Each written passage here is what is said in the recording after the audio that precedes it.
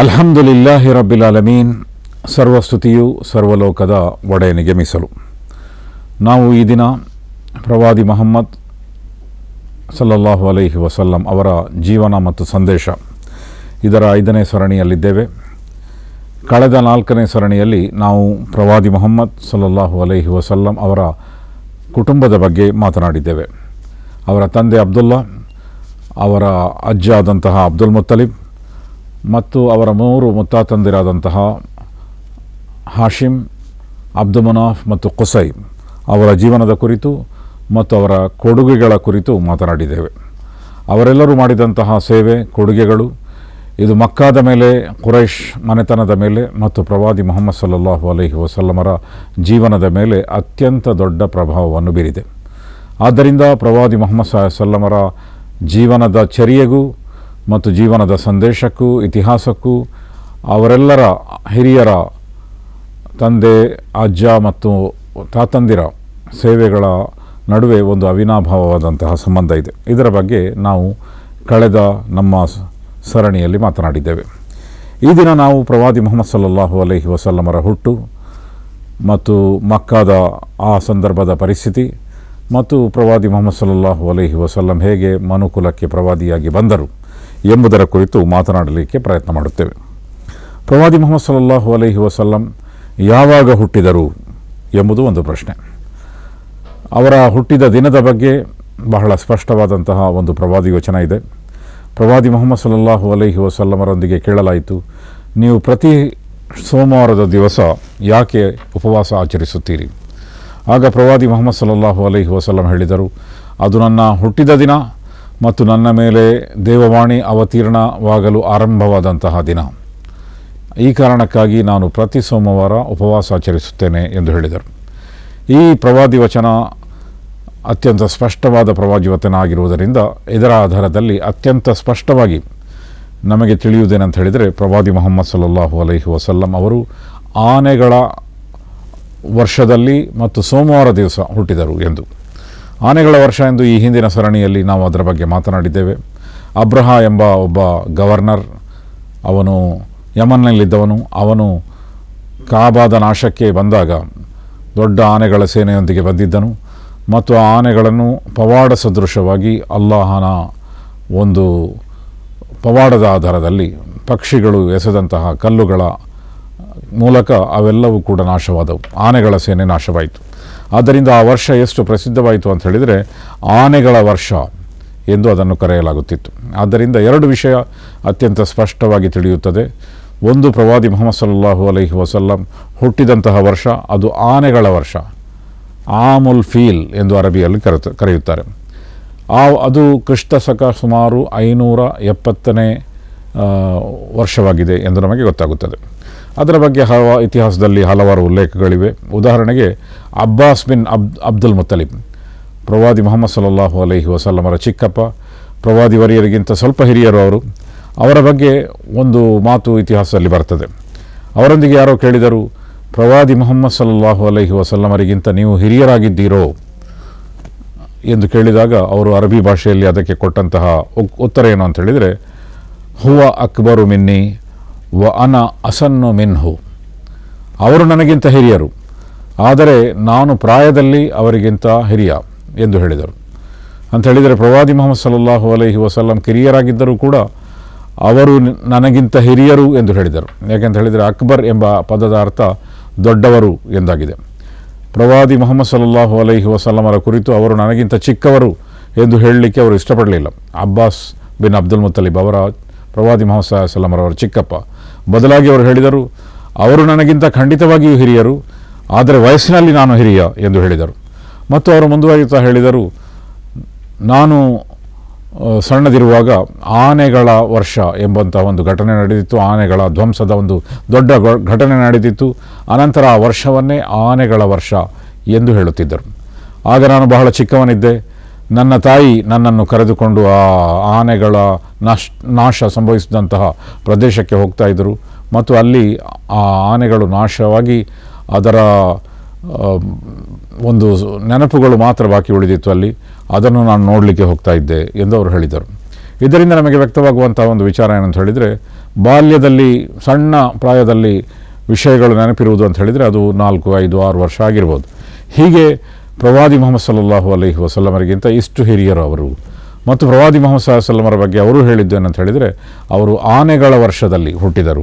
ಆದ್ದರಿಂದ 2 ವಿಷಯ ಅಷ್ಟು ಸ್ಪಷ್ಟವಾಗಿ ನಮಗೆ ತಿಳಿದು ಬರುತ್ತದೆ. ಒಂದು, ಪ್ರವಾದಿ ಮುಹಮ್ಮದ್ ಸಲ್ಲಲ್ಲಾಹು ಅಲೈಹಿ ವಸಲ್ಲಂ ಕ್ರಿಸ್ತಶಕ 570ರಲ್ಲಿ ಹುಟ್ಟಿದರು ಮತ್ತು ಅವರು ಹುಟ್ಟಿದ ದಿನ ಅದು ಸೋಮವಾರದ ದಿನವಾಗಿತ್ತು. ಇನ್ನು ಹುಟ್ಟಿದ ದಿನಾಂಕ ಅದನ್ನು ಸಾಮಾನ್ಯವಾಗಿ ರಬಿಯುಲ್ ಅವ್ವಲ್ ಅಂತ ಹೇಳಿದರೆ ಹಿಜ್ರತ್ ಕ್ಯಾಲೆಂಡರ್ನ 3ನೇ ತಿಂಗಳಿನ 12ನೇ ತಾರೀಕು ಎಂದು ಸಾಮಾನ್ಯವಾಗಿ ಹೇಳಲಾಗುತ್ತದೆ. ಆದರೆ ಇದರ ಬಗ್ಗೆ ಸ್ಪಷ್ಟವಾದ ಅಭಿಪ್ರಾಯ ವ್ಯತ್ಯಾಸ ಇದೆ. ಪ್ರವಾದಿ ಮುಹಮ್ಮದ್ ಸಲ್ಲಲ್ಲಾಹು ಅಲೈಹಿ ವಸಲ್ಲಮರ ಕುಟುಂಬದವರೇ ಆದಂತಹ ಬಹಳ ದೊಡ್ಡ ವಿದ್ವಾಂಸರೊಬ್ಬರಿದ್ದಾರೆ. ಅವರ ಹೆಸರು ಇಮಾಮ್ ಜಾಫರ್ ಸಾದಿಕ್. ಅವರನ್ನು ಸುನ್ನಿ ಜಗತ್ತು ಕೂಡ ದೊಡ್ಡ ವಿದ್ವಾಂಸರು ಎಂದು ಮಾನ್ಯ ಮಾಡುತ್ತದೆ. ಅದೇ ರೀತಿಯಲ್ಲಿ ಶಿಯಾ ಜಗತ್ತು ಕೂಡ ಪ್ರವಾದಿ ಮುಹಮ್ಮದ್ ಸಲ್ಲಲ್ಲಾಹು ಅಲೈಹಿ ವಸಲ್ಲಮರ ನೇರ ಕುಟುಂಬದ ವ್ಯಕ್ತಿಯಾದ್ದರಿಂದ ಅವರು ಕೂಡ ಅವರನ್ನು ಮಾನ್ಯ ಮಾಡುತ್ತಾರೆ. ಅವರ ಇಮಾಮ್ ಜಾಫರ್ ಸಾದಿಕರ ಮತ್ತು ಪ್ರವಾದಿ ಮುಹಮ್ಮದ್ ಸಲ್ಲಲ್ಲಾಹು ಅಲೈಹಿ ವಸಲ್ಲಮರ ಕುಟುಂಬದ ಸಂಬಂಧ ಹೇಗಿದೆ ಅಂದರೆ, ಪ್ರವಾದಿ ಮುಹಮ್ಮದ್ ಸಲ್ಲಲ್ಲಾಹು ಅಲೈಹಿ ವಸಲ್ಲಮರ ಮಗಳು ಫಾತಿಮಾ ಮತ್ತು ಫಾತಿಮಾ ಅವರ ಗಂಡ ಮುಹಮ್ಮದ್ ಸಲ್ಲಲ್ಲಾಹು ಅಲೈಹಿ ವಸಲ್ಲಮರ ದಾಯಾದಿ ಅಲಿ ಬಿನ್ ಅಬಿ ತಾಲಿಬ್ ಮತ್ತು ಅವರ ಮಗ ಹುಸೈನ್ ರದಿಯಲ್ಲಾಹು ತಆಲಾ ಅನ್ಹು. ಹುಸೈನ್ ರವರ ಮಗ ಝೈನುಲ್ ಆಬಿದೀನ್ ರದಿಯಲ್ಲಾಹು ತಆಲಾ ಅನ್ಹು ಮತ್ತು ಝೈನುಲ್ ಆಬಿದೀನ್ ರವರ ಮಗ ಬಾಕಿರ್ ರದಿಯಲ್ಲಾಹು ತಆಲಾ ಅನ್ಹು. ಬಾಕಿರ್ ರವರ ಮಗ ಜಾಫರ್ ಅಸ್-ಸಾದಿಕ್ ರದಿಯಲ್ಲಾಹು ತಆಲಾ ಅನ್ಹು. ಆದ್ದರಿಂದ ಅವರು ಬಹಳ ದೊಡ್ಡ ಒಬ್ಬ ವಿದ್ವಾಂಸರು ಮತ್ತು ಅವರನ್ನು ಇಡೀ ಜಗತ್ತು ಮಾನ್ಯ ಮಾಡುತ್ತದೆ. ಅವರ ಪ್ರಕಾರ ಪ್ರವಾದಿ ಮುಹಮ್ಮದ್ ಸಲ್ಲಲ್ಲಾಹು ಅಲೈಹಿ ವಸಲ್ಲಂ 10ನೇ ರಬಿಯುಲ್ ಅವ್ವಲ್ನಂದು ಹುಟ್ಟಿದರು. ಅದೇ ರೀತಿಯಲ್ಲಿ 17, 2, 8 ರಬಿಯುಲ್ ಅವ್ವಲ್ನಂದು ಪ್ರವಾದಿ ಮುಹಮ್ಮದ್ ಸಲ್ಲಲ್ಲಾಹು ಅಲೈಹಿ ವಸಲ್ಲಂ ಹುಟ್ಟಿದರು ಎಂದು ಹೇಳುವಂತಹ ಉದ್ಧರಣೆಗಳನ್ನು ಕೂಡ ನಮಗೆ ಕಾಣಲಿಕ್ಕೆ ಸಾಧ್ಯ ಇದೆ. ಆದ್ದರಿಂದ ಪ್ರವಾದಿ ಮುಹಮ್ಮದ್ ಸಲ್ಲಲ್ಲಾಹು ಅಲೈಹಿ ವಸಲ್ಲಂ ರಬಿಯುಲ್ ಅವ್ವಲ್ 12ರಂದೇ ಹುಟ್ಟಿದರು ಎಂದು ಹೇಳಲಿಕ್ಕೆ ಸ್ಪಷ್ಟವಾದಂತಹ ಒಂದು ಐತಿಹಾಸಿಕ ಹಿನ್ನೆಲೆ ಮತ್ತು ವಿವರಣೆಗಳು ಮತ್ತು ಉದ್ಧರಣೆಗಳು ನಮಗೆ ಕಂಡುಬರುವುದಿಲ್ಲ. ಆದರೂ ಕೂಡ ಈ ತಾರೀಕು ಯಾಕೆ ವ್ಯಾಪಕವಾಯಿತು ಎಂದು ಕೆಲವರು ಕೇಳ್ಬೋದು. ಅದಕ್ಕೆ ಕೆಲವು ಕಾರಣಗಳಿವೆ. ಒಂದನೇದಾಗಿ, ಪ್ರವಾದಿ ಮುಹಮ್ಮದ್ ಸಲ್ಲಲ್ಲಾಹು ಅಲೈಹಿ ವಸಲ್ಲಮರಿಗೆ ಬಗ್ಗೆ ಬರೆಯಲ್ಪಟ್ಟಂತಹ ಮೊಟ್ಟ ಮೊದಲ ಒಂದು ಐತಿಹಾಸಿಕ ಪುಸ್ತಕ ಅಂತ ಹೇಳಿದರೆ ಅದನ್ನು ಬರೆದವರು ಇಬ್ನ್ ಇಸ್ಹಾಕ್. ಅದು ಪ್ರವಾದಿ ಮುಹಮ್ಮದ್ ಸಲ್ಲಲ್ಲಾಹು ಅಲೈಹಿ ವಸಲ್ಲಮರ ಜೀವನ ಮತ್ತು ಇತಿಹಾಸದ ಬಗ್ಗೆ ಬರೆದಂತಹ ಮೊಟ್ಟ ಮೊದಲ ಸೀರತ್ ಪುಸ್ತಕವಾಗಿತ್ತು. ಪ್ರವಾದಿ ಮುಹಮ್ಮದ್ ಸಲ್ಲಲ್ಲಾಹು ಅಲೈಹಿ ವಸಲ್ಲಮರ ಜೀವನ ಸಂದೇಶವನ್ನು ತೋರಿಸುವಂತಹ ಪುಸ್ತಕವಾಗಿತ್ತು. ಅದರಲ್ಲಿ ಪ್ರವಾದಿ ಮುಹಮ್ಮದ್ ಸಲ್ಲಲ್ಲಾಹು ಅಲೈಹಿ ವಸಲ್ಲಮರ ಜನ್ಮ ಅದು ರಬಿಯುಲ್ ಅವ್ವಲ್ 12ನೇ ತಾರೀಕಿನಂದು ಆಯಿತು ಎಂದು ಇಬ್ನ್ ಇಸ್ಹಾಕ್ ಬರೆಯುತ್ತಾರೆ. ಆದರೆ ಇಬ್ನ್ ಇಸ್ಹಾಕ್ ಈ ಪುಸ್ತಕವನ್ನು ಬರೆದದ್ದು ಹಿಜ್ರತ್ನ ಸುಮಾರು 150 ವರ್ಷಗಳ ನಂತರ. ಹಿಜ್ರತ್ನ 150 ವರ್ಷ ಅಂತ ಹೇಳಿದರೆ ಪ್ರವಾದಿ ಮುಹಮ್ಮದ್ ಸಲ್ಲಲ್ಲಾಹು ಅಲೈಹಿ ವಸಲ್ಲಂ ತಮ್ಮ 50ನೇ ವರ್ಷದಲ್ಲಿ ಹಿಜ್ರತ್ ಮಾಡಿದ್ದರು. ಅದನ್ನು ಸೇರಿಸಿದರೆ ಸುಮಾರು 200 ವರ್ಷಗಳ ಅಂತರ ಬರ್ತದೆ. 200 ವರ್ಷಗಳ ನಂತರ ಈ ದಿನಾಂಕವನ್ನು ಅವರು ಬರೆಯಬೇಕಾದರೆ ಅದಕ್ಕೆ ಹಿನ್ನೆಲೆಯೂ ಇರಬೇಕಲ್ಲ. ಇವರು ಹೇಳಿದರು, ಯಾರು ಹೇಳಿದರು, ಯಾರ ಉದ್ಧರಣೆ ಆಧಾರದಲ್ಲಿ ಅವರು ರಬಿಯುಲ್ ಅವ್ವಲ್ 12 ಎಂದು ಹೇಳಿದ್ದಾರೆ, ಆ ವಿವರಗಳನ್ನು ತಮ್ಮ ಪುಸ್ತಕದಲ್ಲಿ ಅವರು ಕೊಟ್ಟಿಲ್ಲ. ಆದ್ದರಿಂದ ಈ 200 ವರ್ಷಗಳ ಅಂತರ ಇರುವುದರಿಂದ ಮತ್ತು ಆ ಕಾಲದಲ್ಲೂ ನಮ್ಮ ಪೂರ್ವಜರ ಕಾಲದಲ್ಲೂ ಅಲ್ಲಿಯವರೆಗೆ ಹೋಗಬೇಕಾಗಿಲ್ಲ, ನಮ್ಮ ತಾತ ಮುತ್ತಾತಂದರ ಕಾಲದಲ್ಲೂ ಕೂಡ ಹುಟ್ಟಿದ ದಿನಾಂಕವನ್ನು ಬರೆದಿಡುವುದು ಅಥವಾ ಬರ್ತ್ ಸರ್ಟಿಫಿಕೇಟ್ ಇದಕ್ಕೆ ಯಾವುದೇ ಮಹತ್ವ ಇರಲಿಲ್ಲ. ನೀವು ನಮ್ಮ ಅಜ್ಜಂದಿರ ಕಾಲದಲ್ಲಿ ನೋಡಿದರೆ ಹೆಚ್ಚಿನ ಅಜ್ಜಂದಿರಿಗೆ ಮತ್ತು ಅಜ್ಜಂದಿರಿಗೆ ಮಾತ್ರ ಅಲ್ಲ, ತಂದೆಯಂದಿರಿಗೆ ಬರ್ತ್ ಸರ್ಟಿಫಿಕೇಟ್ ಇಲ್ಲ. ತಂದೆಯಂದಿರಿಗೆ ಮಾತ್ರ ಅಲ್ಲ, ಸಾಧಾರಣ 50-55 ಪ್ರಾಯ ಆಗಿರುವಂತಹ ಅನೇಕ ವ್ಯಕ್ತಿಗಳಿಗೆ ಈ ಕಾಲದಲ್ಲಿಯೂ ಕೂಡ ಬರ್ತ್ ಸರ್ಟಿಫಿಕೇಟ್ ಇಲ್ಲ. ಅಂತಹ ಒಂದು ಕಾಲದಲ್ಲಿ ನಾವು ಈ ಕಾಲದಲ್ಲಿ ಈ ಪರಿಸ್ಥಿತಿ ಆದರೆ ಆ ಕಾಲದಲ್ಲಿ ಹುಟ್ಟಿದ ದಿನವನ್ನು ದಾಖಲು ಮಾಡುವಂತಹ ಒಂದು ಪರಿಪಾಠ ಇರಲಿಲ್ಲ. ಆದ್ದರಿಂದ ಇಬ್ನ್ ಇಸ್ಹಾಕ್ ಅವರು ರಬಿಯುಲ್ ಅವ್ವಲ್ 12 ಎಂದು ಬರೆಯುವಾಗ ಅದಕ್ಕೆ ಯಾವುದೇ ಆಧಾರವನ್ನು ಕೊಟ್ಟಿಲ್ಲ. ಇನ್ನು ಮತ್ತೊಂದು ಇದು ಈ ರಬಿಯುಲ್ ಅವ್ವಲ್ 12 ಅತ್ಯಂತ ವ್ಯಾಪಕವಾಗಲಿಕ್ಕೆ ಕಾರಣ ಏನು ಅಂತ ಹೇಳಿದರೆ, ಮತ್ತೊಂದು ಕಾರಣ, ಈಜಿಪ್ಟ್ನಲ್ಲಿ ಪ್ರವಾದಿ ಮುಹಮ್ಮದ್ ಸಲ್ಲಲ್ಲಾಹು ಅಲೈಹಿ ವಸಲ್ಲಮರ ಹಿಜ್ರತ್ನ ಸುಮಾರು 400 ವರ್ಷಗಳ ನಂತರ ಫಾತಿಮೀನ್ ಎಂಬ ಆಡಳಿತಗಾರರು ಬಂದರು ಮತ್ತು ಅವರು ದೊಡ್ಡ ಆಡಳಿತಗಾರರಾಗಿದ್ದರು, ಶಿಯಾ ಆಡಳಿತಗಾರರಾಗಿದ್ದರು. ಈಜಿಪ್ಟ್ನ ಅತ್ಯಂತ ದೊಡ್ಡ ಮದ್ರಸಾ ಆಗಿರುವಂತಹ ಅಲ್ ಅಜ್ಹರ್ ಮೊದಲು ಸ್ಥಾಪನೆ ಮಾಡಿದವರು ಅವರು. ಅನಂತರ ಅದು ಸುನ್ನಿ ಮದ್ರಸವಾಗಿ ಮಾರ್ಪಟ್ಟಿತು. ಸಲಾಹುದ್ದೀನ್ ಅಯ್ಯೂಬಿ ಅವರು ಅದನ್ನು ಸುನ್ನಿ ಮದ್ರಸಾವನ್ನಾಗಿ ಮಾಡಿದರು. ಈ ಫಾತಿಮೀನ್ಗಳ ಕಾಲದಲ್ಲಿ ಅವರು ಅನೇಕ ಹುಟ್ಟುಹಬ್ಬಗಳ ದೊಡ್ಡ ಆಚರಣೆಯನ್ನು ಆರಂಭಿಸಿದರು.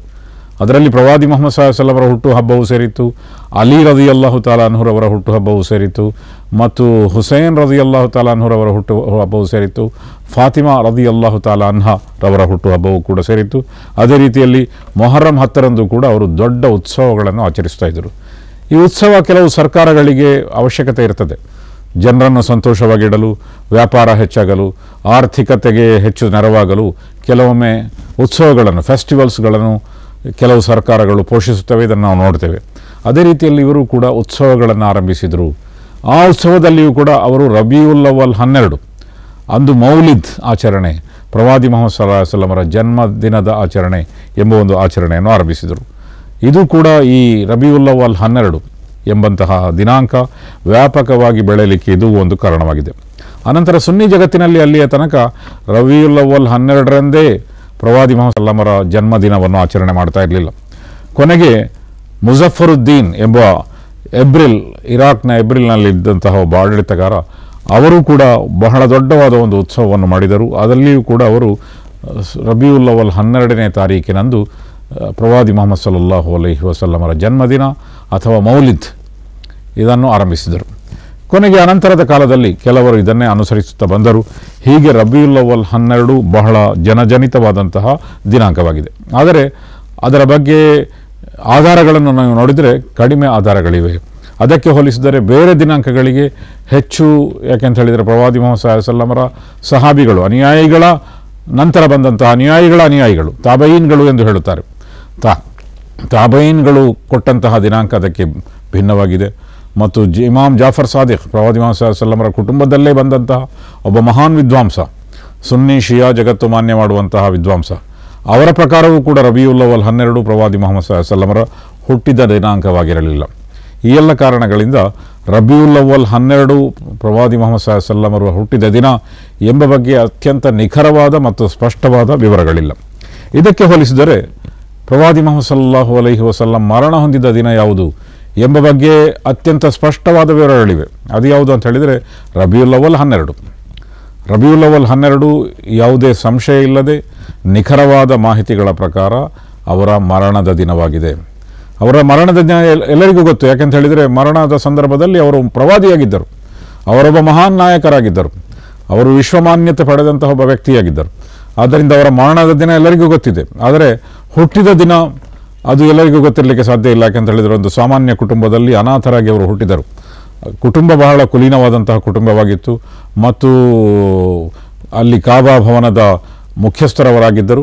ಆದರೂ ಕೂಡ ಪ್ರವಾದಿ ಮುಹಮ್ಮದ್ ಸಲ್ಲಲ್ಲಾಹು ಅಲೈಹಿ ವಸಲ್ಲಮರಿಗೆ ತಂದೆ ಇರಲಿಲ್ಲ, ಅವರು ಅನಾಥರಾಗಿ ಹುಟ್ಟಿದರು. ಆದ್ದರಿಂದ ಈ ಹಿನ್ನೆಲೆಯಲ್ಲಿ ಒಂದು ಸಾಮಾನ್ಯ ಕುಟುಂಬ ಎಂದು ನಾನು ಹೇಳ್ತಾ ಇದ್ದೇನೆ. ಆದರೆ ಬಹಳ ಮಾನ್ಯವಾದಂತಹ, ಬಹಳ ಕುಲೀನವಾದಂತಹ ಕುಟುಂಬ ಅವರದಾಗಿತ್ತು. ಈ ಕಾರಣದಿಂದ ಅವರ ಮರಣದ ದಿನಾಂಕ ಅದು ಸೋಮವಾರದ ದಿನ ಮತ್ತು ರಬಿಯುಲ್ ಅವ್ವಲ್ 12ನೇ ತಾರೀಕು ಎಂಬ ಬಗ್ಗೆ ಅತ್ಯಂತ ನಿಖರವಾದಂತಹ ದಾಖಲೆಗಳನ್ನು ನಮಗೆ ಕಾಣಲಿಕ್ಕೆ ಸಾಧ್ಯ ಇದೆ. ಆದ್ದರಿಂದ ಈ ರಬಿಯುಲ್ ಅವ್ವಲ್ 12 ಯಾವಾಗ ಜನರು ಜನ್ಮದಿನವಾಗಿ ಆಚರಿಸುತ್ತಾರೋ ಅದರ ಬಗ್ಗೆ ಸ್ವಲ್ಪ ಸಂಶಯ ಇದೆ. ಜನ್ಮದಿನದ ಬಗ್ಗೆ ಅತ್ಯಂತ ನಿಚ್ಚಳವಾದಂತಹ ಸಂಶಯ ಇದೆ.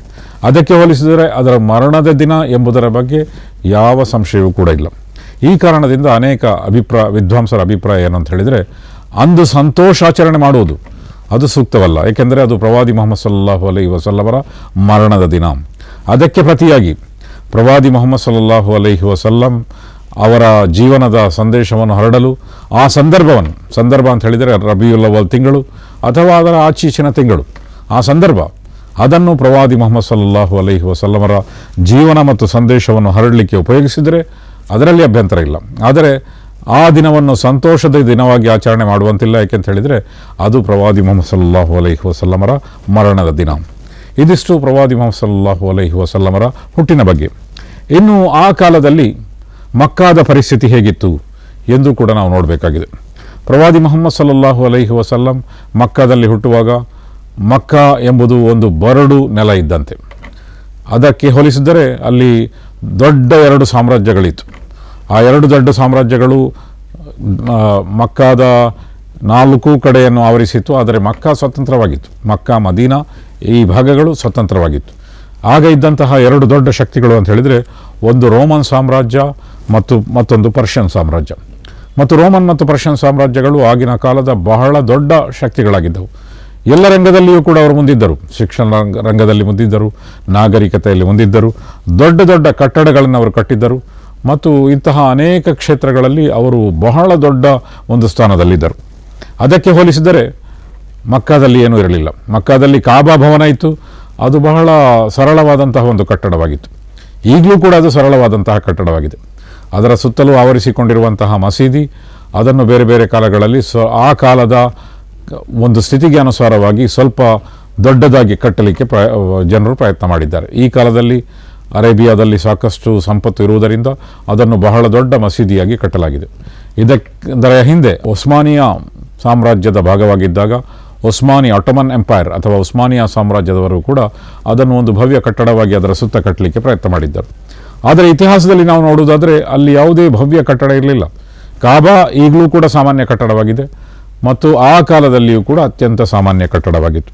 ಅದಕ್ಕೆ ಹೋಲಿಸಿದರೆ ಆ ಕಾಲದಲ್ಲಿ ರೋಮನ್ ಸಾಮ್ರಾಜ್ಯ ಮತ್ತು ಪರ್ಷಿಯನ್ ಸಾಮ್ರಾಜ್ಯದವರು ಕಟ್ಟಿದಂತಹ ಕಟ್ಟಡಗಳು ಈಗಲೂ ಇದೆ ಮತ್ತು ಬಹಳ ಭವ್ಯವಾದಂತಹ ಕಟ್ಟಡವಾಗಿದೆ. ಅದಕ್ಕೆ ಒಂದು ಉದಾಹರಣೆ ಕೊಡಬೇಕಾದರೆ ತುರ್ಕಿಯಲ್ಲಿರುವಂತಹ ಹಾಗಿಯಾ ಸೋಫಿಯಾ, ಅದು ಇತ್ತೀಚೆಗೆ ಬಹಳ ಚರ್ಚೆಗೆ ಒಳಪಟ್ಟಿತ್ತು. ಯಾಕೆಂತ ಹೇಳಿದರೆ ಅದನ್ನು ಮ್ಯೂಸಿಯಂನಿಂದ ಮತ್ತೊಮ್ಮೆ ಮಸೀದಿಯಾಗಿ ಬದಲಾವಣೆ ಮಾಡಲಾಯಿತು. ಟರ್ಕಿಯ ಕೋರ್ಟು ಕೊಟ್ಟಂತಹ ತೀರ್ಪಿನ ಪ್ರಕಾರ ಅದನ್ನು ದುಡ್ಡು ಕೊಟ್ಟು ಕೊಂಡುಕೊಳ್ಳಲಾಗಿತ್ತು ಮಸೀದಿಯನ್ನಾಗಿ ಮಾಡಲಿಕ್ಕೆ, ಆದ್ದರಿಂದ ಅದು ಮಸೀದಿಯಾಗಿದೆ. ಆದ್ದರಿಂದ ಇತ್ತೀಚೆಗೆ ಅದನ್ನು ಮಸೀದಿಯಾಗಿ ಪರಿವರ್ತಿಸಲಾಯಿತು, ಹಾಗಿಯಾ ಸೋಫಿಯಾ ಕಟ್ಟಡವನ್ನು. ಅದು ಪ್ರವಾದಿ ಮುಹಮ್ಮದ್ ಸಲ್ಲಲ್ಲಾಹು ಅಲೈಹಿ ವಸಲ್ಲಂ ಹುಟ್ಟುವುದಕ್ಕಿಂತ ಮೊದಲು ರೋಮನ್ ಸಾಮ್ರಾಜ್ಯದವರು ಕಟ್ಟಿದಂತಹ ಒಂದು ದೊಡ್ಡ ಕಟ್ಟಡ. ಆ ಕಟ್ಟಡ ಈಗಲೂ ಕೂಡ ಬಹಳ ಭವ್ಯವಾದಂತಹ ಕಟ್ಟಡವಾಗಿದೆ. ಆದ್ದರಿಂದ ರೋಮನ್ ಸಾಮ್ರಾಜ್ಯ ಎಷ್ಟು ಮುಂದುವರಿದಿತ್ತು ಎಂದು ನಮಗೆ ಅಂದಾಜು ಮಾಡಲಿಕ್ಕೆ ಸಾಧ್ಯ ಇದೆ. ಅದೇ ರೀತಿಯಲ್ಲಿ ಪರ್ಷಿಯನ್ ಸಾಮ್ರಾಜ್ಯ ಅವರು ಕಟ್ಟಿದಂತಹ ದೊಡ್ಡ ದೊಡ್ಡ ಅರಮನೆಗಳು ಈಗಲೂ ಕೂಡ ಐತಿಹಾಸಿಕ ಸ್ಮಾರಕಗಳಾಗಿ ಇರಾನ್ ಮತ್ತು ಇರಾಕ್ನಲ್ಲಿ ಉಳಿದುಕೊಂಡಿದೆ. ಅಲ್ಲಿಗೂ ಕೂಡ ಜನರು ಯಾತ್ರೆಗೆ ಹೋಗ್ತಾರೆ ಮತ್ತು ಭವ್ಯ ಕಟ್ಟಡಗಳು, ದೊಡ್ಡ ದೊಡ್ಡ ಹಿಂದಿನ ಕಾಲದ ಅರಮನೆಗಳನ್ನು ಅವರು ಕಟ್ಟಿದ್ದರು. ಆದ್ದರಿಂದ ಪರ್ಷಿಯನ್ ಸಾಮ್ರಾಜ್ಯ ಮತ್ತು ರೋಮನ್ ಸಾಮ್ರಾಜ್ಯ ಅದೆಷ್ಟು ದೊಡ್ಡ ಸಾಮ್ರಾಜ್ಯಗಳಾಗಿದ್ದವು ಎಂದು ನಮಗೆ ಇದರಿಂದ ಅರ್ಥ ಮಾಡಿಕೊಳ್ಳಲಿಕ್ಕೆ ಸಾಧ್ಯ ಇದೆ.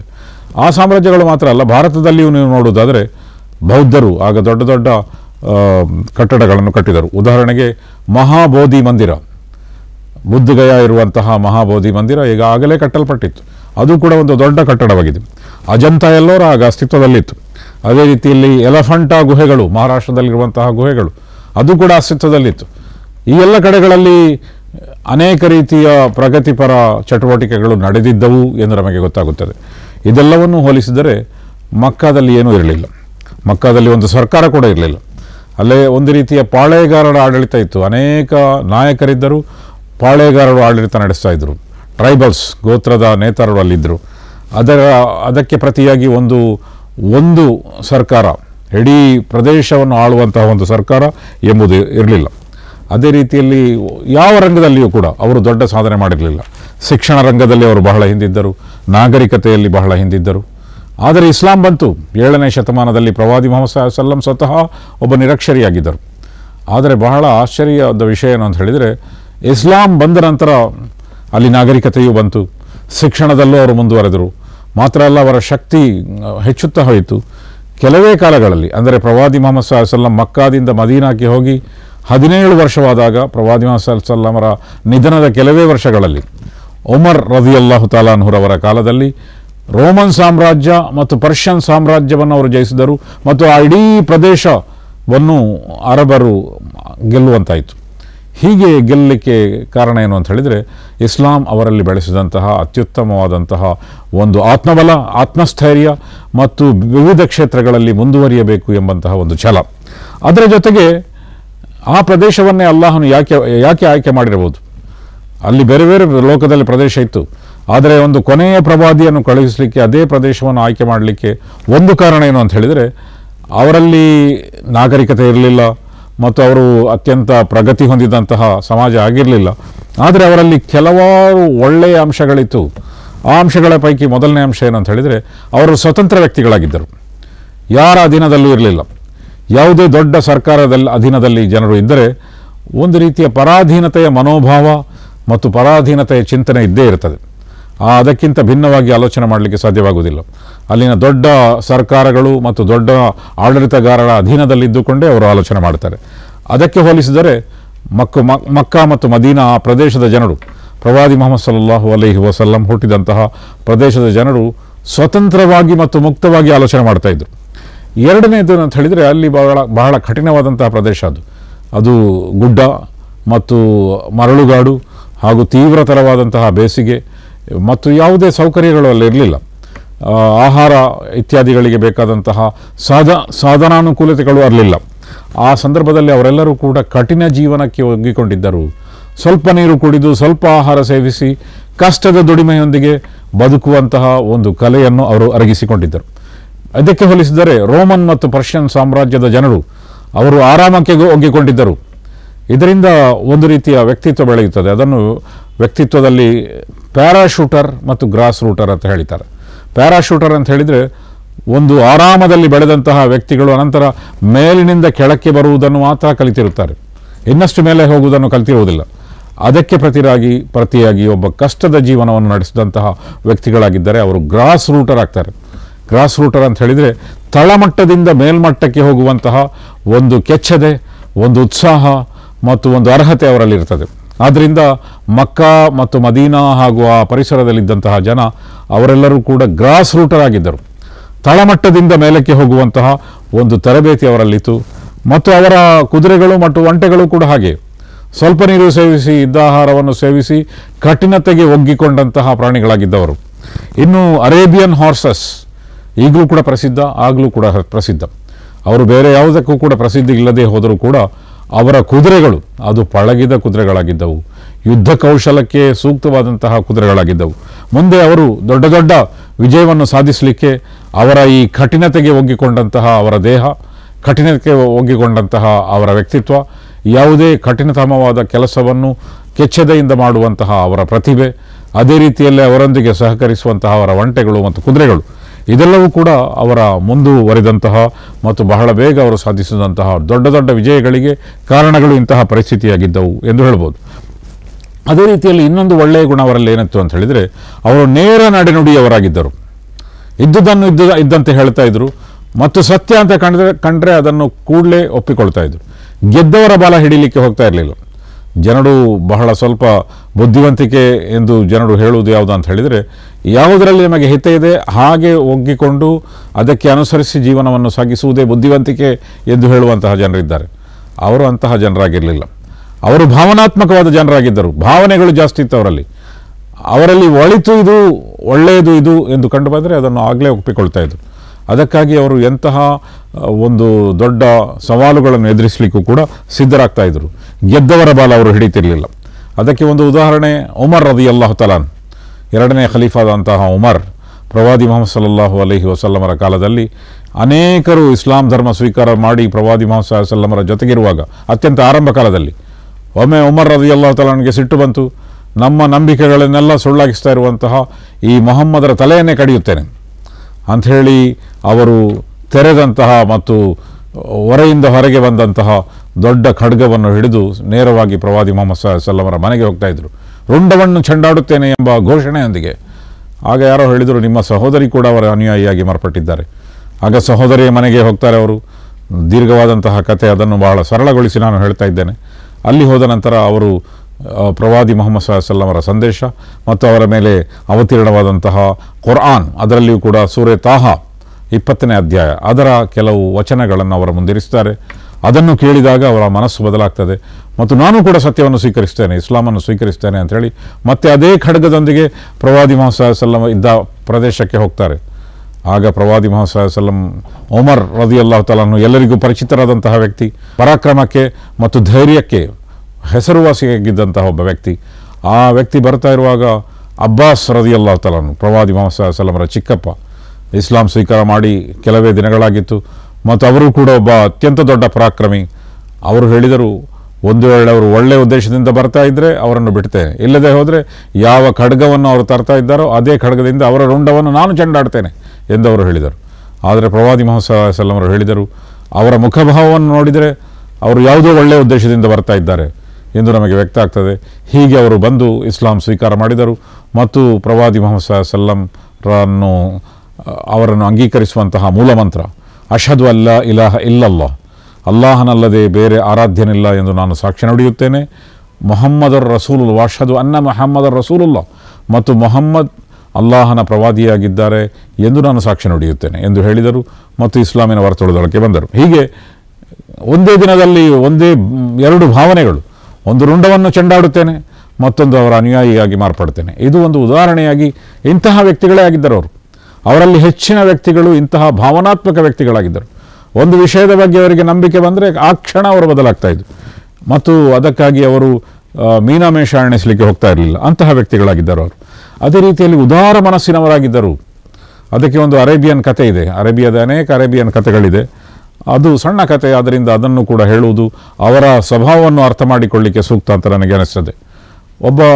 ಒಂದು ಒಂಟೆಯನ್ನು ಮಾರಲಿಕ್ಕೆ ಬಯಸಿದ್ದ, ಅದರಿಂದ ಒಂಟೆಯ ಮಾರುಕಟ್ಟೆಗೆ ಹೋಗಿದ್ದ. ಮತ್ತೊಬ್ಬ ಒಂಟೆಯನ್ನು ಖರೀದಿಸಲಿಕ್ಕೆ ಅದೇ ಮಾರುಕಟ್ಟೆಗೆ ಹೋಗಿದ್ದ. ಅವರ ನಡುವೆ ಚರ್ಚೆ ಆಯಿತು. ಆದರೆ ಒಬ್ಬ ಹೇಳುವಂತಹ ಪ್ರೈಸ್ ದರ ಅವನಿಗೆ ಒಪ್ಪಿಗೆ ಆಗಲಿಲ್ಲ.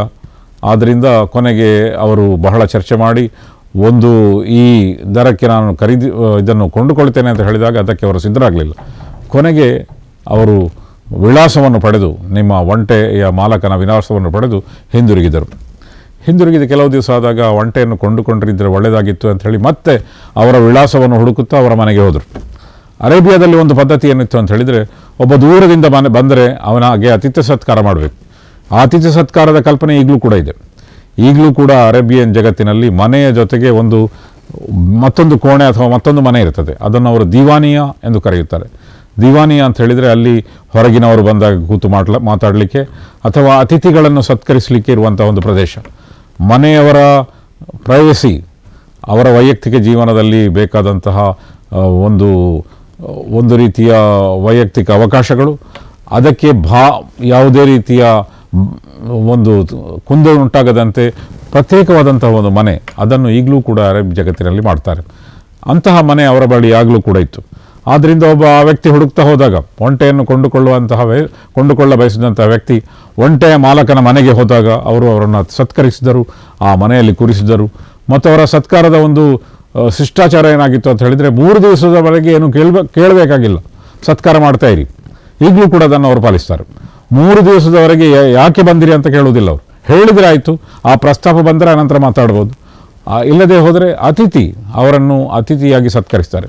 ಹೀಗೆ ಈ ವ್ಯಕ್ತಿಯು ಕೂಡ 3 ದಿವಸ ಆತಿಥ್ಯ ಸ್ವೀಕರಿಸಿದರು. 3ನೇ ದಿವಸ ಆ ಜನ ಕೇಳಿದರು, ನೀವು ಯಾಕೆ ಬಂದಿರಿ?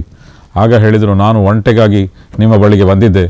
ಆ ಒಂಟೆ ನನಗೆ ಬಹಳ ಇಷ್ಟ ಆಗಿತ್ತು, ಆದರೆ ನೀವು ಹೇಳಿದಂತಹ ಅದರ ಬೆಲೆ ನನಗೆ ಇಷ್ಟ ಆಗಿರಲಿಲ್ಲ. ಈಗ ನಾನು ಆ ಬೆಲೆ ಕೊಟ್ಟು ಅದನ್ನು ಕೊಂಡುಕೊಳ್ಳಲಿಕ್ಕೆ ತಯಾರಿದ್ದೇನೆ, ಅದರಿಂದ ಸ್ವಲ್ಪ ಕಡಿಮೆ ಮಾಡಿ ಆ ಒಂಟೆಯನ್ನು ನನಗೆ ಕೊಡಿ.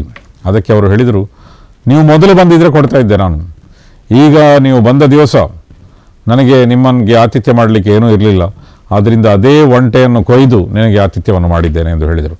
ಇದರಿಂದ ಅವರ ಸ್ವಭಾವ ಗೊತ್ತಾಗ್ತದೆ. ಆ ಒಂಟೆ ಮಾರಲಿಕ್ಕಿಟ್ಟಂತಹ ಒಂಟೆ, ಬೆಲೆ ಬಾಳುವಂತಹ ಒಂಟೆ, ಆದರೆ ಅತಿಥಿ ಬಂದಾಗ ಮಾರಲಿಕ್ಕಿಟ್ಟಂತಹ ಒಂಟೆಯನ್ನು ಕೂಡ ಕೊಯ್ದು ಅತಿಥಿಯನ್ನು ಸತ್ಕರಿಸಲಿಕ್ಕೆ ಅವರು ಸನ್ನದ್ಧರಾದರು. ಅತಿಥಿ ಬಹಳ ಮುಖ್ಯ. ಇಂತಹ ಆತಿಥ್ಯದ ಒಂದು ಮನೋಭಾವ ಅವರಲ್ಲಿತ್ತು. ಅದೇ ರೀತಿಯಲ್ಲಿ ಗೋತ್ರನಿಷ್ಠೆ. ಒಂದು ಗೋತ್ರದ ಒಬ್ಬ ವ್ಯಕ್ತಿ ಅಂತ ಹೇಳಿದರೆ ಅವನನ್ನು ರಕ್ಷಿಸಲಿಕ್ಕೆ ಯಾವ ಸಂದರ್ಭದಲ್ಲಿಯೂ ಎಂತಹ ಕಠಿಣವಾದಂತಹ ಒಂದು ಸವಾಲುಗಳನ್ನು ಸ್ವೀಕರಿಸಿಯೂ ಕೂಡ ಗೋತ್ರಕ್ಕೆ ಅವರು ನಿಷ್ಠರಾಗಿರ್ತಾ ಇದ್ದರು. ಪ್ರವಾದಿ ಮುಹಮ್ಮದ್ ಸಲ್ಲಲ್ಲಾಹು ಅಲೈಹಿ ವಸಲ್ಲಮರ ಜೀವನದಲ್ಲಿಯೂ ಕೂಡ ನಮಗೆ ಇದು ಕಂಡು ಬರ್ತದೆ.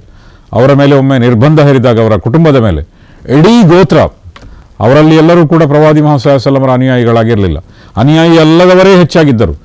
ಅವರೆಲ್ಲರೂ ಕೂಡ ಪ್ರವಾದಿ ಮುಹಮ್ಮದ್ ಸಲ್ಲಲ್ಲಾಹು ಅಲೈಹಿ ವಸಲ್ಲಮರಿಗೆ ಬೆಂಬಲವನ್ನು ಸೂಚಿಸಿದರು.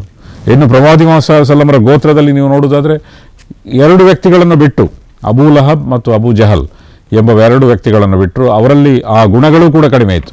ಅರಬರಲ್ಲಿ ಇರಬೇಕಾದಂತಹ ಗುಣಗಳು ಕೂಡ ಕಡಿಮೆ ಇತ್ತು ಮತ್ತು ಅವರು ಸದಾ ಶತ್ರುಗಳಾಗಿ ಉಳಿದರು.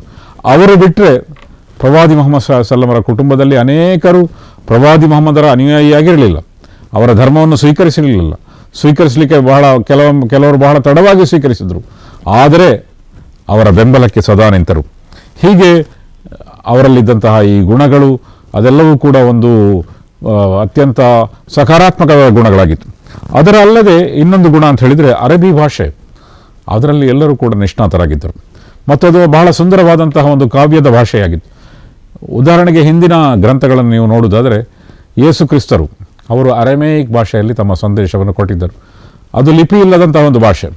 ಆದ್ದರಿಂದ ಅವರ ಸಂದೇಶ ತನ್ನ ಮೂಲ ರೂಪದಲ್ಲಿ ಉಳಿಸಲಿಕ್ಕೆ ಈಗಲೂ ಅವರಿಗೆ ಸಾಧ್ಯ ಆಗಲಿಲ್ಲ. ಅದೇ ರೀತಿಯಲ್ಲಿ ಹೀಬ್ರೂ ಭಾಷೆ, ಮೋಸೆಸ್ ಅವರ ಸಂದೇಶ ಅದು ಹೀಬ್ರೂ ಭಾಷೆಯಲ್ಲಿ ಬಂದಿದೆ. ಹೀಬ್ರೂ ಕೂಡ ಇಂದು ಒಂದು ಸಜೀವ ಭಾಷೆಯಾಗಿ ಬಹಳ ಜನಪ್ರಿಯತೆ ಇರುವಂತಹ ಭಾಷೆಯಾಗಿ ಉಳಿದಿಲ್ಲ. ಆ ಕಾಲದ ಹೀಬ್ರೂ ಅದು ಹಳೆಯ ಹೀಬ್ರೂ ಆಗಿ ಉಳಿದಿದೆ. ಆದರೆ ಅರಬಿ ಭಾಷೆ ಆಗಲ್ಲ. ಪ್ರವಾದಿ ಮುಹಮ್ಮದ್ ಸಲ್ಲಲ್ಲಾಹು ಅಲೈಹಿ ವಸಲ್ಲಮರ ಕಾಲದಲ್ಲಿ ಯಾವ ಅರಬಿ ಭಾಷೆ ಇತ್ತೋ ಮತ್ತು ಆ ಕಾಲದಲ್ಲಿ ಅವತೀರ್ಣವಾದಂತಹ ಕುರ್ಆನ್ ಅರಬಿ ಭಾಷೆಯ ಅತ್ಯುನ್ನತವಾದ ಒಂದು ಸಾಹಿತ್ಯ ಗ್ರಂಥದ ರೂಪದಲ್ಲಿ ಗುರುತಿಸಲ್ಪಡ್ತದೆ.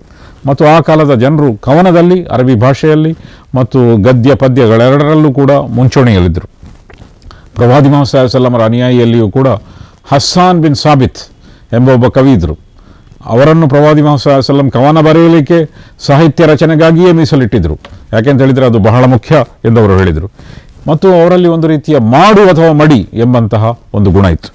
ಈ ಎಲ್ಲ ಗುಣಗಳಿಂದಾಗಿ ಪ್ರಾಯಶಃ ಪ್ರವಾದಿ ಮುಹಮ್ಮದ್ ಸಲ್ಲಲ್ಲಾಹು ಅಲೈಹಿ ವಸಲ್ಲಮರಂತಹ ಕೊನೆಯ ಪ್ರವಾದಿಗೆ ಬೆಂಗಾವಲಾಗಿ ನಿಲ್ಲುವಂತಹ ಜನ, ಅವರು ಎಷ್ಟೇ ಹಿಂದುಳಿದಂತಹ ಪ್ರದೇಶಕ್ಕೆ ಸೇರಿದವರಾಗಿದ್ದರೂ ಕೂಡ ಈ ಗುಣಗಳಿಂದಾಗಿ ಅವರ ಮೇಲೆ ಬರ್ತಾರೆ ಎಂಬ ಕಾರಣಕ್ಕಾಗಿ ಪ್ರಾಯಶಃ ಅಲ್ಲಾಹನು ಈ ಪ್ರದೇಶವನ್ನೇ ಪ್ರವಾದಿ ಮುಹಮ್ಮದ್ ಸಲ್ಲಲ್ಲಾಹು ಅಲೈಹಿ ವಸಲ್ಲಮರನ್ನು ಕಳುಹಿಸಲು ಆಯ್ಕೆ ಮಾಡಿದ್ದನು.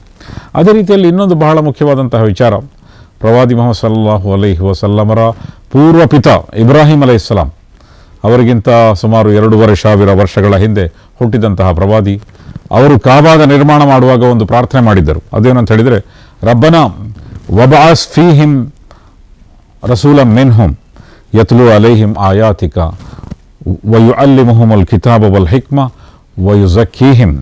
ಓ ಅಲ್ಲಾಹನೇ, ಇವರ ನಡುವೆ ಇವರ ಮೂಲಕವೇ ಅಂದರೆ ಈ ಜನಾಂಗದ ಮೂಲಕ ಒಬ್ಬ ಪ್ರವಾದಿಯನ್ನು ಕಳುಹಿಸು. ರಸೂಲಂ ಮಿನ್ಹುಮ್, ಅನೇಕ ಪ್ರವಾದಿಯನ್ನು ಕಳುಹಿಸು ಅಂತ ಅವರು ಪ್ರಾರ್ಥನೆ ಮಾಡಲಿಲ್ಲ, ಬದಲಾಗಿ ಒಬ್ಬ ಪ್ರವಾದಿಯನ್ನು ಕಳುಹಿಸು ಎಂದು ಅವರು ಪ್ರಾರ್ಥನೆ ಮಾಡಿದರು. ಮತ್ತು ಆ ಪ್ರವಾದಿ ನಿನ್ನ ಗ್ರಂಥಗಳನ್ನು ಓದಿ ಕೇಳಿಸುವವರಾಗಿರಬೇಕು ಮತ್ತು ನಿನ್ನ ಯುಕ್ತಿಯನ್ನು ಜನರಿಗೆ ತಿಳಿಸುವವರಾಗಿರಬೇಕು ಮತ್ತು ನಿನ್ನ ಯುಕ್ತಿಯ ಮತ್ತು ಬೋಧನೆಗಳ ಆಧಾರದಲ್ಲಿ ಜನರನ್ನು ಸಂಸ್ಕರಿಸುವಂತಹ ವ್ಯಕ್ತಿಯಾಗಿರಬೇಕು ಎಂದು ಒಬ್ಬ ಪ್ರವಾದಿಯ ಆಗಮನಕ್ಕಾಗಿ ಅವರು ಪ್ರಾರ್ಥನೆ ಮಾಡಿದರು. ಆದರೆ ಇಬ್ರಾಹಿಮರ ಮನೆತನದಲ್ಲಿ, ಆ ಮಕ್ಕಾದಲ್ಲಿ ನೆಲೆ ನಿಂತಹ ಇಸ್ಮಾಯಿಲ್ ಅಲೈಹಿಸ್ಸಲಾಮರ ಮನೆತನದಲ್ಲಿ ಯಾವ ಪ್ರವಾದಿಯೂ ಬರಲಿಲ್ಲ. ಮತ್ತೊಬ್ಬ ಮಗ ಇಸ್ಹಾಕ್, ಅವರ ಮನೆತನದಲ್ಲಿ ಅನೇಕ ಪ್ರವಾದಿಗಳು ಬಂದರು ಯೇಸು ಕ್ರಿಸ್ತರವರೆಗೆ. ಅನಂತರ ಬನು ಇಸ್ಮಾಯಿಲ್ನಲ್ಲಿ ಅಂದರೆ ಇಸ್ಮಾಯಿಲರ ಸಂತತಿಯಲ್ಲಿ ಬಂದಂತಹ ಕೊನೆಯ ಪ್ರವಾದಿ ಮುಹಮ್ಮದ್ ಸಲ್ಲಲ್ಲಾಹು ಅಲೈಹಿ ವಸಲ್ಲಂ ಆಗಿದ್ದರು. ಆದ್ದರಿಂದ ಅವರೊಂದು ಕೊನೆಯ ಪ್ರವಾದಿ. ಅದೇ ರೀತಿಯಲ್ಲಿ ಮಕ್ಕಾದಲ್ಲಿ ಇದ್ದಂತಹ ಕಾಬಾ ಭವನ, ಅದು ಜಗತ್ತಿನಲ್ಲೇ ನಿರ್ಮಾಣವಾದಂತಹ ಮೊದಲ ಆರಾಧನಾ ಸ್ಥಳ ಎಂದು ಪವಿತ್ರ ಕುರ್ಆನ್ ಹೇಳುತ್ತದೆ. ಇನ್ನ ಅವ್ವಲ ಬೈತಿನ್ ಉದಿಯ ಲಿನ್ನಾಸಿ ಲಲ್ಲದಿ ಬಿಬಕ್ಕ ಮುಬಾರಕಂ ವ ಹುದಲ್ ಲಿಲ್ ಆಲಮೀನ್. ಮನುಷ್ಯರ ಪಾಲಿಗೆ ನಿರ್ಮಾಣವಾದಂತಹ ಮೊಟ್ಟ ಮೊದಲ ಆರಾಧನಾಲಯ ಅದು ಮಕ್ಕಾದಲ್ಲಿರುವಂತಹ ಕಾಬಾ ಭವನವಾಗಿದೆ ಮತ್ತು ಅದು ಜನರಿಗೆ ಸಮೃದ್ಧಿಯನ್ನು ತರುವಂತಹ ಮತ್ತು ಮಾರ್ಗದರ್ಶನವನ್ನು ಕೊಡುವಂತಹ ಒಂದು ಕೇಂದ್ರವಾಗಿದೆ ಎಂದು ಹೇಳಲಾಗುತ್ತದೆ.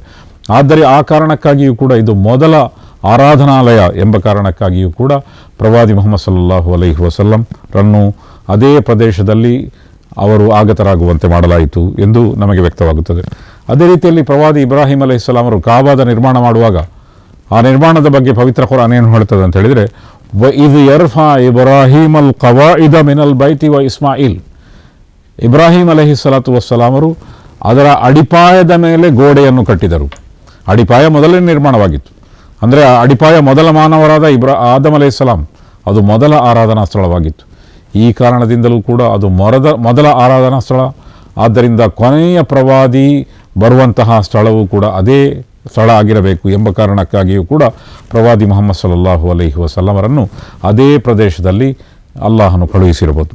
ಆದ್ದರಿಂದ ಇಂದಿನ ಈ ಸರಣಿಯಲ್ಲಿ ನಾವು ಪ್ರವಾದಿ ಮುಹಮ್ಮದ್ ಸಲ್ಲಲ್ಲಾಹು ಅಲೈಹಿ ವಸಲ್ಲಮರ ಹುಟ್ಟು ಮತ್ತು ಯಾವ ಕಾರಣಕ್ಕಾಗಿ ಅವರು ಮಕ್ಕಾದಲ್ಲೇ ಬಂದಿರಬಹುದು ಇತ್ಯಾದಿ ವಿಷಯಗಳನ್ನು ನಾವು ಚರ್ಚಿಸಿದ್ದೇವೆ. ಮುಂದಿನ ಸರಣಿಯಲ್ಲಿ ಮತ್ತೆ ಸಿಗೋಣ, ಮತ್ತೆ ಚರ್ಚಿಸೋಣ. ಸರ್ವಸ್ತುತಿ ಸರ್ವಲೋಕದ ಒಡೆಯನಿಗೆ ಮೀಸಲು.